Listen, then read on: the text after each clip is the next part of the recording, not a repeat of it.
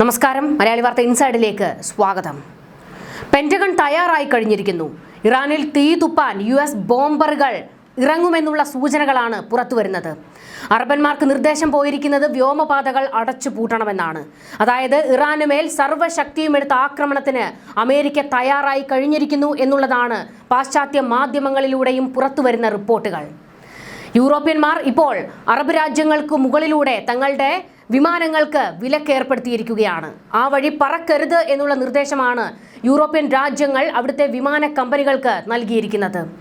ഇതോടെ ഇരു രാജ്യങ്ങളും തമ്മിലുള്ള, അതായത് US-ഉം ഇറാനും തമ്മിലുള്ള യുദ്ധം അതൊരു ഘോര യുദ്ധത്തിലേക്ക് നീങ്ങാൻ പോകുന്നു എന്നുള്ള സൂചനയാണ് പുറത്തുവരുന്നത്.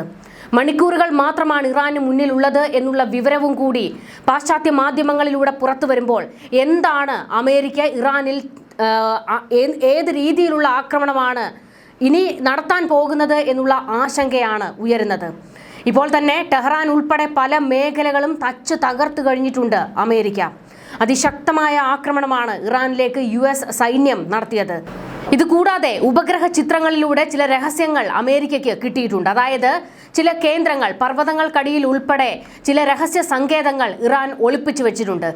ഈ രഹസ്യ താവളങ്ങളുടെ വിവരങ്ങൾ ഉൾപ്പെടെയാണ് ഇപ്പോൾ അമേരിക്ക ചൂഴ്ന്നെടുത്തിരിക്കുന്നത്. ഇവിടെ ആക്രമണത്തിന് തയ്യാറെടുക്കുന്നു എന്നുള്ളതാണ് വിവരങ്ങൾ. അതായത് US ബോംബറുകൾ തലങ്ങും വിലങ്ങും ഇറാന്റെ രഹസ്യ താവളങ്ങളിൽ ആക്രമണം നടത്തും എന്നുള്ളതാണ് ഇപ്പോഴത്തെ വിവരങ്ങൾ. പശ്ചിമേഷ്യ അശാന്തമാകും എന്നുള്ളതാണ് ഏറെക്കുറെ ഉറപ്പായിരിക്കുന്നത്. ഈ യുദ്ധം അവസാനിക്കാൻ പോകുന്നില്ല എന്നും സർവ്വശക്തിയും എടുത്താണ് അമേരിക്ക ഇനി ആക്രമണം നടത്താൻ പോകുന്നതെന്നും ഡൊണാൾഡ് ട്രംപ് പ്രഖ്യാപിച്ചും കഴിഞ്ഞിട്ടുണ്ട്. ഇതോടുകൂടി ഇപ്പോൾ അറബന്മാർ അവരുടെ അതിർത്തികൾ സുരക്ഷിതമാക്കിയിരിക്കുകയാണ്.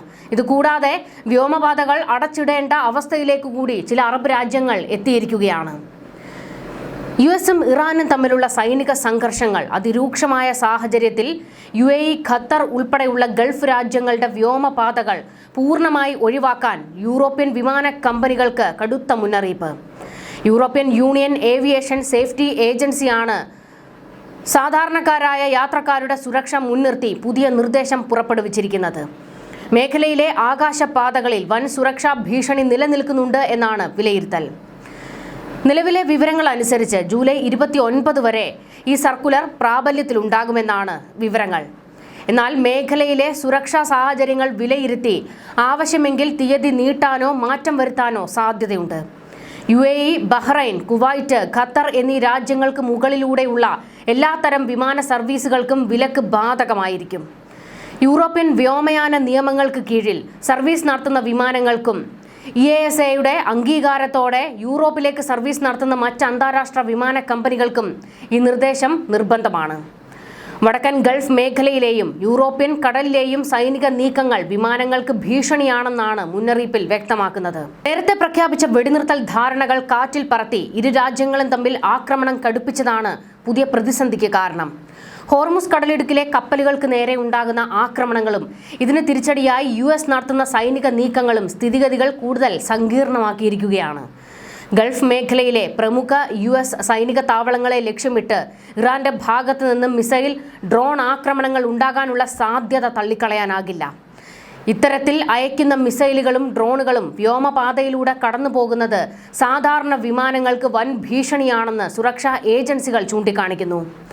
സൈനിക പോരാട്ടങ്ങൾക്കിടയിൽ റഡാറുകൾക്ക് സംഭവിക്കുന്ന പിഴവുകൾ കാരണം സിവിലിയൻ വിമാനങ്ങളെ ശത്രു വിമാനങ്ങളായി തെറ്റിദ്ധരിച്ച് ആക്രമിക്കപ്പെടാനുള്ള സാധ്യത വളരെ കൂടുതലാണ്. കൂടാതെ ആകാശത്ത് വെച്ച് ഇവ തകർക്കപ്പെടുമ്പോൾ ഉണ്ടാകുന്ന അവശിഷ്ടങ്ങൾ പതിക്കുന്നതും വലിയ അപകടങ്ങൾക്ക് വഴിതെളിക്കും. മുൻകൂട്ടി യാതൊരു അറിയിപ്പുമില്ലാതെ ഏത് നിമിഷവും സൈനിക നീക്കങ്ങൾ ഉണ്ടാകാം എന്നതിനാൽ വിമാനങ്ങളുടെ വഴിതിരിച്ചുവിടലിന് വേണ്ടത്ര സമയം ലഭിച്ചെന്ന് വരില്ല. ആകാശത്ത് പെട്ടെന്നുണ്ടാകുന്ന ഇത്തരം അടിയന്തര സാഹചര്യങ്ങൾ നേരിടാൻ വിമാന കമ്പനികൾക്ക് വലിയ ബുദ്ധിമുട്ട് ഉണ്ടാക്കും. സാഹചര്യം വഷളായതിനെ തുടർന്ന് ഇറാൻ, ഇറാഖ്, ലബനൻ എന്നീ രാജ്യങ്ങളുടെ വ്യോമപാതകൾ ഒഴിവാക്കണമെന്ന് EASA നേരത്തെ തന്നെ മുന്നറിയിപ്പ് നൽകിയിരുന്നു. ഇതിന് പിന്നാലെയാണ് ഇപ്പോൾ UAE അടക്കമുള്ള GCC രാജ്യങ്ങളിലേക്കും വിലക്ക് വ്യാപിപ്പിച്ചിരിക്കുന്നത്. ഇതിനിടെ UK ഫോറിൻ ഓഫീസും UAE-യിലേക്കുള്ള യാത്രാ നിർദ്ദേശങ്ങളിൽ മാറ്റം വരുത്തിയിട്ടുണ്ട്. മേഖലയിലെ സുരക്ഷാ സ്ഥിതി ഏത് നിമിഷവും പ്രവചനാതീതമായി മാറാമെന്നും അതിനാൽ ഗൾഫ് രാജ്യങ്ങളിലേക്ക് യാത്ര ചെയ്യുന്ന പൗരന്മാർ കടുത്ത ജാഗ്രത പാലിക്കണമെന്നും ബ്രിട്ടൻ മുന്നറിയിപ്പ് നൽകുന്നു. പെട്ടെന്നുണ്ടായ ഈ ആകാശപാത മാറ്റം ആഗോള വ്യോമയാന മേഖലയെ വൻ പ്രതിസന്ധിയിലേക്കാണ് തള്ളിയിട്ടിരിക്കുന്നത്. വിമാനങ്ങൾ ദീർഘദൂരം ചുറ്റിപ്പറക്കേണ്ടി വരുന്നത് യാത്രാ സമയവും ഇന്ധന ചെലവും വൻതോതിൽ വർദ്ധിപ്പിക്കും.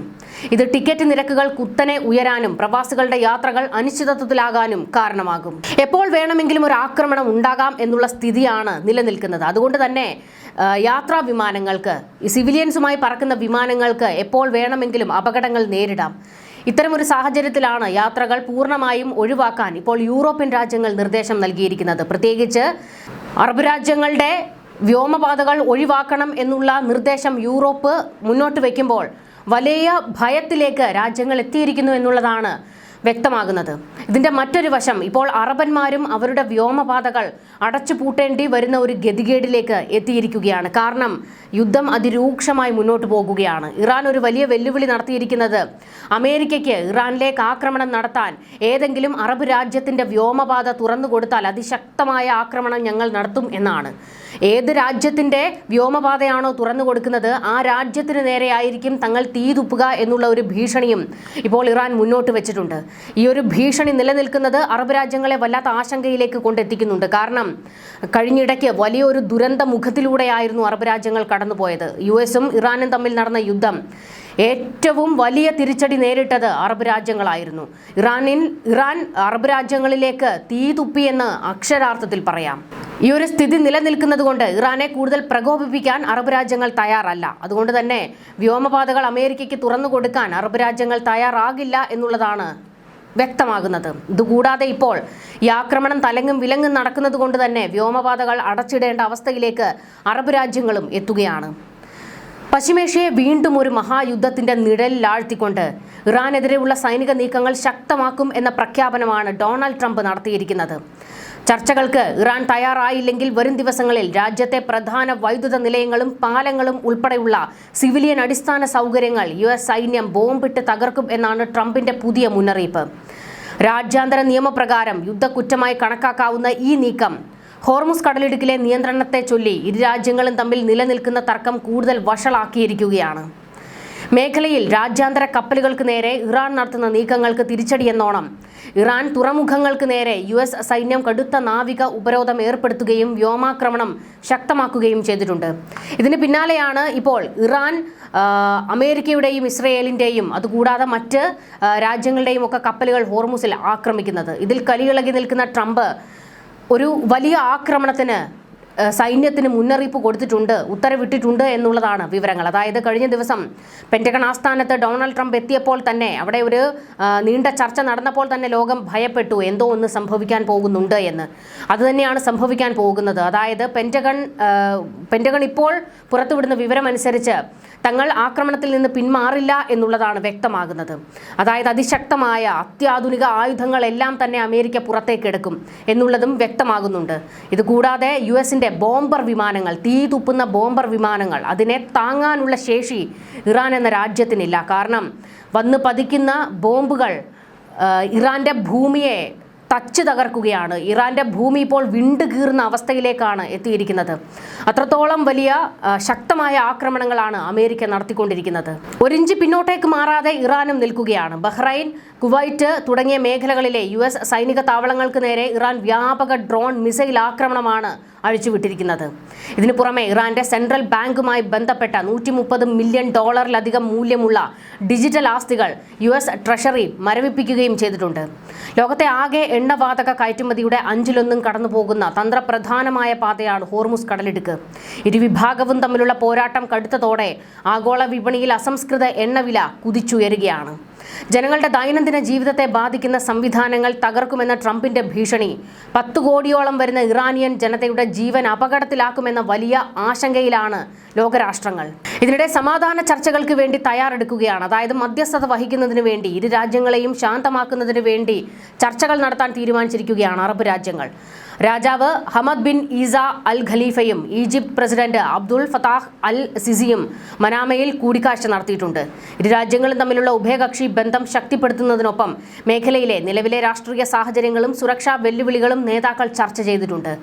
ബഹ്റൈൻ ബഹ്റൈൻ കിരീടാവകാശിയും പ്രധാനമന്ത്രിയുമായ prince Salman bin Hamad al ഖലീഫയും ചർച്ചകളിൽ പങ്കെടുത്തിട്ടുണ്ട്. മേഖലയുടെ സുരക്ഷയിലും സ്ഥിരതയിലും ഈജിപ്ത് വഹിക്കുന്ന നിർണായക പങ്കിനെ ഹമദ് രാജാവ് അഭിനന്ദിച്ചു. ബഹ്റൈന്റെ പരമാധികാരവും സുരക്ഷയും സംരക്ഷിക്കാൻ കൈക്കൊള്ളുന്ന നടപടികൾക്ക് ഈജിപ്ത് നൽകുന്ന പിന്തുണയെയും രാജാവ് എടുത്തു പറഞ്ഞു. ബഹ്റൈനെതിരായ ഇറാനിയൻ ആക്രമണങ്ങളെ ഈജിപ്ത് ശക്തമായി അപലപിച്ചു. രാജ്യങ്ങളുടെ പരമാധികാരത്തെ ലംഘിക്കുന്ന ഇത്തരം നടപടികൾ അന്താരാഷ്ട്ര നിയമങ്ങൾക്ക് വിരുദ്ധവും ആഗോള സമാധാനത്തിന് ഭീഷണിയാണെന്നും president Abdul Fattah al Sisi വ്യക്തമാക്കി. എന്നാൽ അറബ് രാജ്യങ്ങൾ ഇത്തരത്തിൽ പലയിടത്തായി ചർച്ചകൾ നടത്തുമ്പോഴും അതൊന്നും ഫലവത്താകാൻ പോകുന്നില്ല എന്നുള്ളതാണ് ട്രംപിന്റെ നിലപാടിലൂടെ പുറത്തേക്ക് വരുന്നത്. ഇറാനുമായി വീണ്ടും ഒരു ഘോര യുദ്ധത്തിലേക്ക് നീങ്ങുകയാണെന്ന് US കോൺഗ്രസിനെ ഔദ്യോഗികമായി അറിയിച്ചിരിക്കുകയാണ് പ്രസിഡന്റ് ഡൊണാൾഡ് ട്രംപ്. കോൺഗ്രസിന്റെ അനുമതി തേടാതെ തന്നെ ഭരണകൂടം മേഖലയിൽ സൈനികരെ വിന്യസിച്ചിട്ടുണ്ട്. നിലവിൽ 60 ദിവസത്തേക്കാണ് സൈനികരെ വിന്യസിച്ചിരിക്കുന്നത്. ജൂലൈ 7-ന് വീണ്ടും ആക്രമണം ആരംഭിച്ചുവെന്നും US-ലെ ജനങ്ങളുടെയും US-ന്റെയും താൽപ്പര്യങ്ങൾ സ്വദേശത്തും വിദേശത്തും സംരക്ഷിക്കാനുള്ള ഭരണകൂടത്തിന്റെ ഉത്തരവാദിത്വവുമായി പൊരുത്തപ്പെടുന്ന സൈനിക നടപടിയെയാണ് ഇപ്പോൾ നടക്കുന്നതെന്നും കോൺഗ്രസിന് അയച്ച കത്തിൽ ട്രംപ് പറയുന്നുണ്ട്. കത്തിന്റെ പൂർണ്ണരൂപം നമുക്കൊന്ന് നോക്കാം.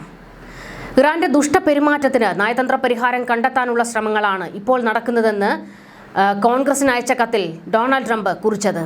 US-ഉം ഇറാനും തമ്മിൽ സമാധാനപരമായി ചർച്ചകൾ നടന്നിരുന്നു. അതിന്റെ ഫലമായി ഇരു രാജ്യങ്ങളും ഒരു ധാരണയിലെത്തുകയും ഇരു രാജ്യങ്ങളും തമ്മിൽ ധാരണാപത്രത്തിൽ ഒപ്പുവെക്കുകയും ചെയ്തു.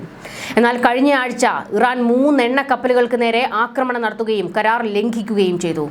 ഹോർമുസ് കടലിടുക്കിലൂടെ കപ്പലുകൾ യാതൊരു തടസ്സവുമില്ലാതെ സുരക്ഷിതമായി യാത്ര ചെയ്യാൻ അനുവദിക്കണമെന്നായിരുന്നു അന്ന് കരാറിൽ ഉണ്ടായിരുന്നത്. എന്നാൽ ഇറാൻ അത് തെറ്റിച്ചു എന്നും ആക്രമണങ്ങൾ നടത്തിയെന്നും ട്രംപ് പറഞ്ഞു. ഇതിന് പിന്നാലെയാണ് US ആക്രമണം നടത്തിയത്.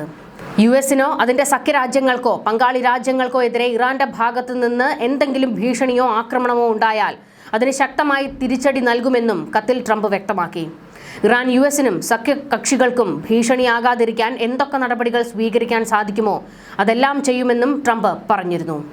ഒരു വിട്ടുവീഴ്ചയ്ക്കും തങ്ങൾ തയ്യാറല്ല എന്നാണ് ഇപ്പോൾ അമേരിക്കൻ പ്രസിഡന്റ് ഡൊണാൾഡ് ട്രംപ് പ്രഖ്യാപിച്ചിരിക്കുന്നത്. അതുകൊണ്ട് തന്നെയാണ് ലോകം ഇപ്പോൾ ഭയപ്പാടിലേക്ക് എത്തിയിരിക്കുന്നതും. ഒരു വലിയ ആക്രമണത്തിന്, ഇറാനെ മുച്ചൂടും തകർക്കുന്ന ആക്രമണത്തിന് തയ്യാറെടുത്തിരിക്കുകയാണ് Donald Trump. News desk, Malayali Vartha inside.